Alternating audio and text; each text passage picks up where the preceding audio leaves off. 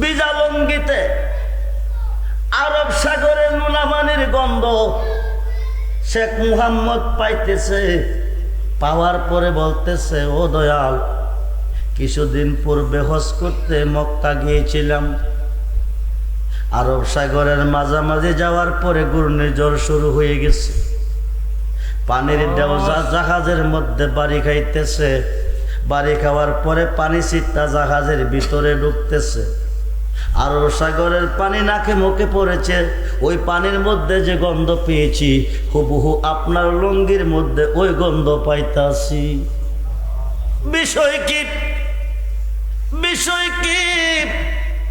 হাজী আমদাদুল্লাহ মুহাজির মক্কি বলতেছে, তুমি যখন আরব সাগরে হজকিয়া বিপদে পড়ে আল্লাহকে ডাকতেছিলে, আল্লাহ আল্লাহ আল্লাহ আল্লাহ স্মরণ করতেছিলে, তখন আমি হাজী আমদাদুল্লাহ মুহাজির মক্কি ভারতের থানা বনে কাশফুল কুবুর মুরাক্কাবার ভিতরে আমি চক্ষু বন্ধ করে দেখতেছি আমার মুরিদ হজ করতে গিয়া বিপদে পড়ে মুসিবতে পড়ে গেছে। মুসিবতে পড়ে মরে যাবে, আমার নামের কলঙ্কি হবে। সুবহানাল্লাহ বলেন। তখন আমি ভারতে থাকতে পারি নাই, থানা বনে থাকতে পারি নাই, একটা লাভ দিছি। আল্লাহু আকবার বলেন। আল্লাহু আকবার। কয়টা লাভ? একটা লাভ। একটা লাভ।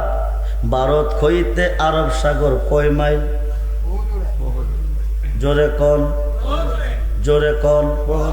ভারত হইতে আরব সাগর বহু দূরে, কিন্তু বহু দূরে গেল এক লাফে। সুবহানাল্লাহ।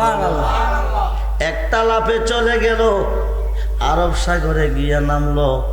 জাহাজটা কাঁধে নিয়ে মুরিদকে উদ্ধার করলো। ওই দিন এই লঙ্গিটা ছিল আমার পরনে।